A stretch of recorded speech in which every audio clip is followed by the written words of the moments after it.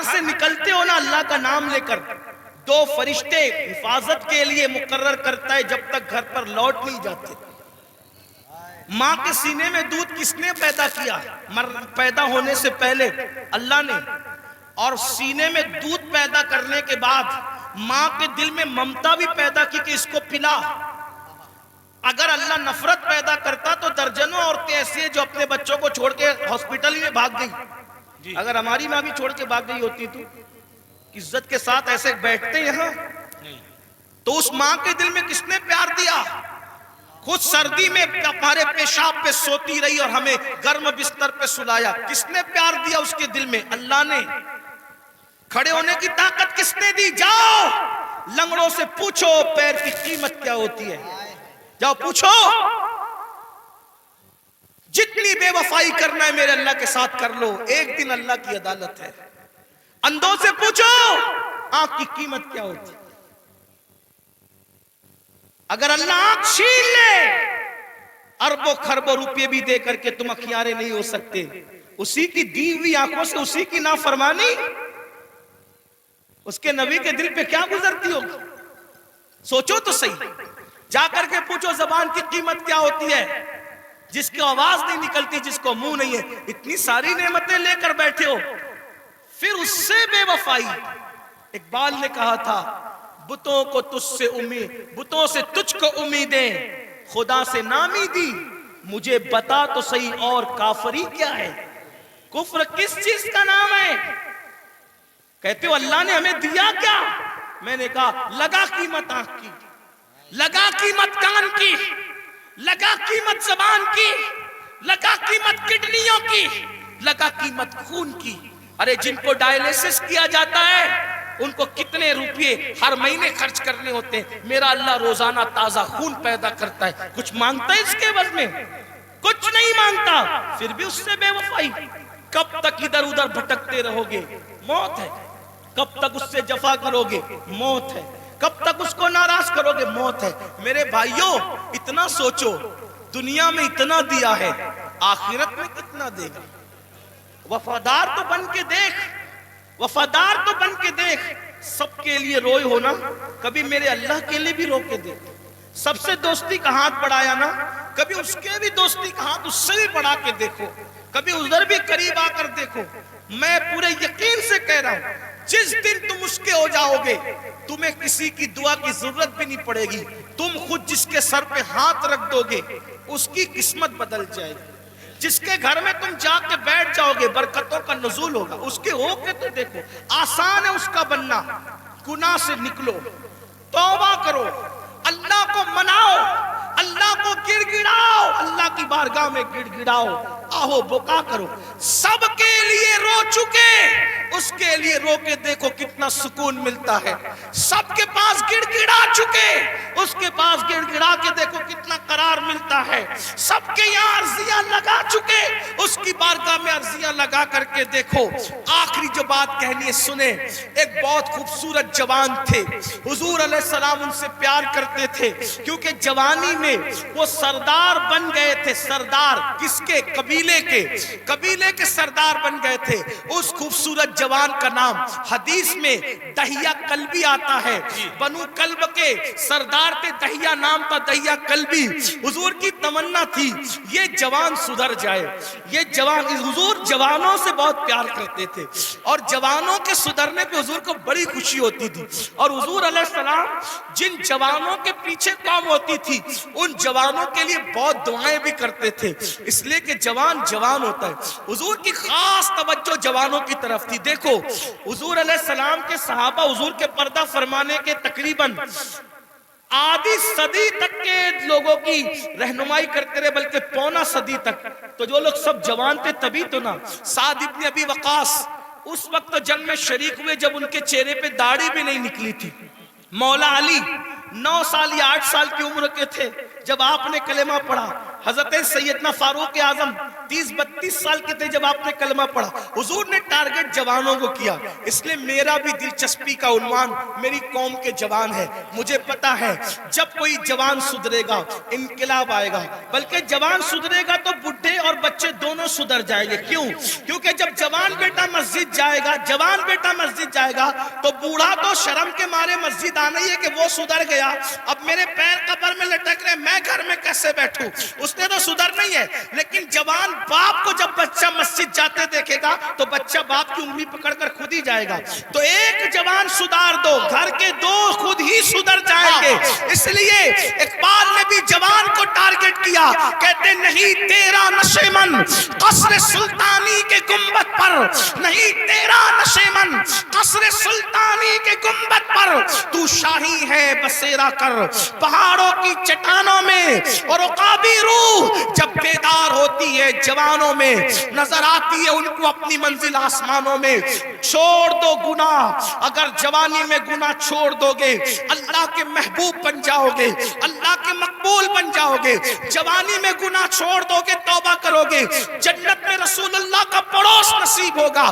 اگر جوانی میں گناہ چھوڑ دو گے اللہ بڑھاپا عزت سے بھرپور کر دے گا. جو لوگ جوانی میں گناہ چھوڑتے ہیں اللہ انہیں عزت والا بڑھاپا عطا کرتا ہے، وقار والا بڑھاپا عطا کرتا ہے. تو یاد رکھیے. اور پھر یہ سب کے سب جوان، مجھے بہت خوشی ہوتی ہے کاش کہ یہ جوان، میں آپ کو یہ نہیں، دیکھیے ایک مشورہ دیتا ہوں علماء کرام، اگر میں غلطی کروں تو میری اصلاح کریں. میں آپ کو لباس بدلنے کے لیے نہیں کہہ رہا ہوں. آپ کوئی لباس پہنیے شریعت کی حد میں رہ کر، توجہ، شریعت کی حد میں رہ کر آپ کوئی لباس پہنے. آپ کو میں دل بدلنے کے لیے کہہ رہا ہوں، کردار بدلنے کے لیے کہہ رہا ہوں. ہمارے یہاں لباس جبے کبے کرتے کی وہ اہمیت نہیں ہے جو خشیت ربانی کی اہمیت ہے. لباس کوئی ہو، دل خوف اور خشیت والا ہو، سر پہ امامہ ہو یا نہ ہو، لیکن کردار متاثر کرنے والا ہو. کھانے سے پہلے آپ کی طبیعت میں نمک چکھنے اور نہ چکھنے کی طرف دلچسپی ہو یا نہ ہو. میں سنت کو حقیر نہیں سمجھ رہا ہوں، واللہ کبھی نہیں، لیکن آپ سے کہہ رہا ہوں آپ کی طبیعت میں کھانے سے پہلے نمک چکھنے پہ دلچسپی ہو یا نہ ہو، لیکن عشق رسول کی لذت کی طرف آپ کی دلچسپی ضرور ہونا چاہیے. اہمیت اس طرف ہے، چہرے سنوارنے کی بجائے کردار سنوارو. اپنے سروں کی ٹوپیاں خوبصورت کرنے کی بجائے اپنے کردار کو خوبصورت کرو. اگر کوئی 2 گھنٹہ بس میں تمہارے بازو میں سفر کر لے تو وہ کتنا بھی کٹر متعصب ہو، اس کی فکر بدل جانا چاہیے. اور جب وہ کسی اپنے سے ملے تو کہہ کے ملے میں بھی کسی مسلمان کے ساتھ سفر کر چکا ہوں. لوگ جو کہتے ہیں مسلمان ایسے نہیں ہوتے بلکہ مسلمان تو ایسے ہوا. ایک بات مجھے یہاں یاد آئی، بات آگے بڑھانے سے پہلے ایک بات. ایک بس میں ایک مسلمان سفر کر رہا تھا تو جو کنڈکٹر ہوتا ہے تو وہ اس نے جان بوجھ کر ٹکٹ لینے والے مسلمان کو کچھ پیسے زیادہ دے دی، جان بوجھ کر. توجہ کرنا، لوگ لوگ ہماری کتابوں کی سٹڈی نہیں کر رہے ہیں، لوگ ہم سے اسلام سیکھنا چاہ رہے، سمجھنا چاہ رہے.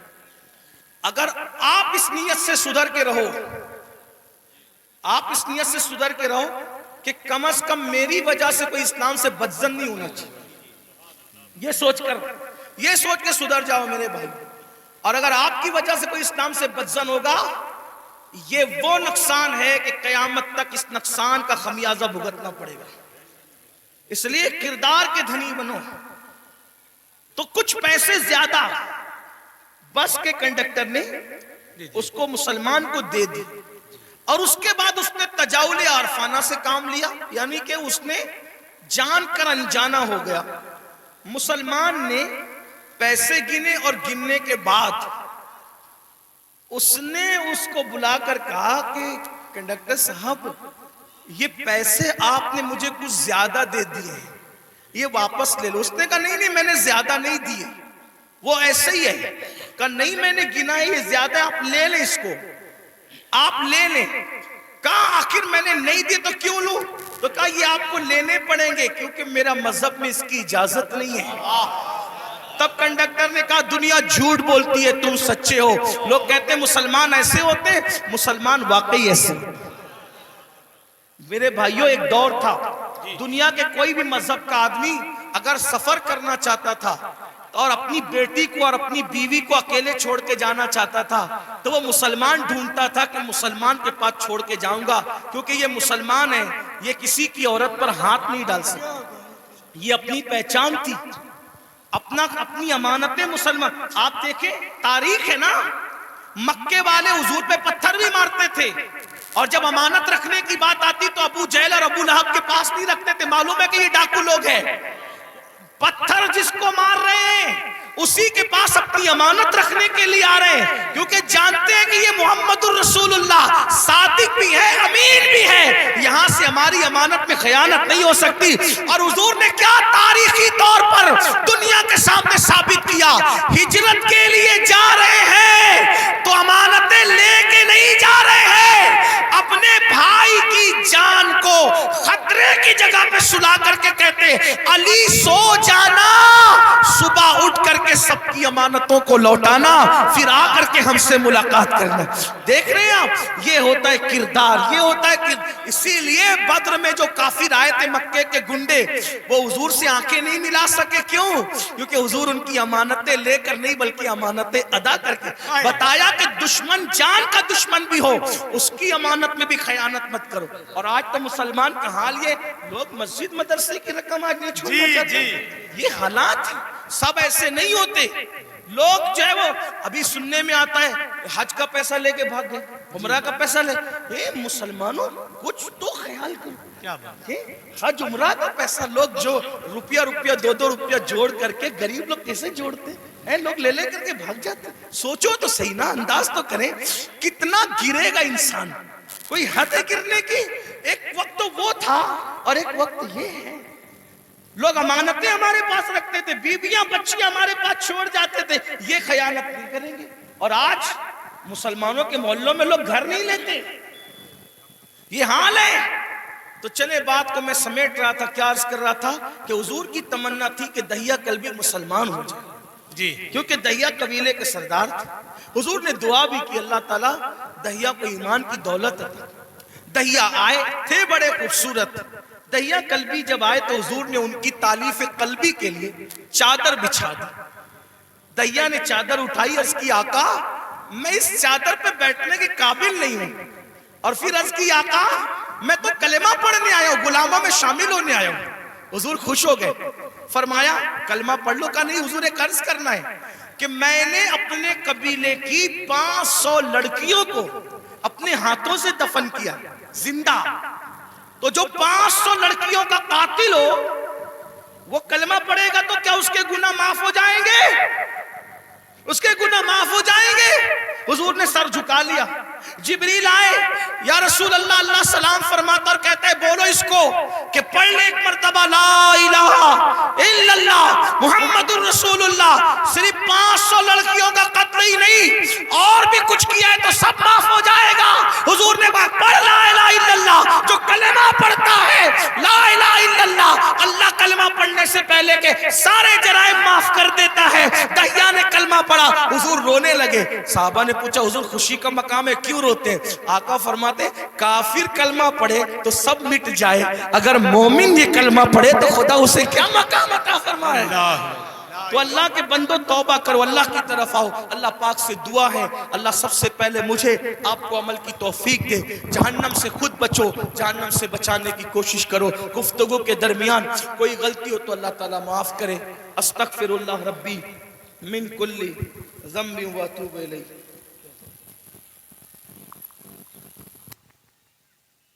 انا للہ و انا الیہ۔ یہ سچی بات ہے۔ دیکھیے قیامت کی نشانیوں میں سے ایک نشانی یہ بھی ہے کہ اللہ کے نیک بندے ہم سے اٹھتے جائیں گے، علماء ربانیین اٹھتے جائیں گے،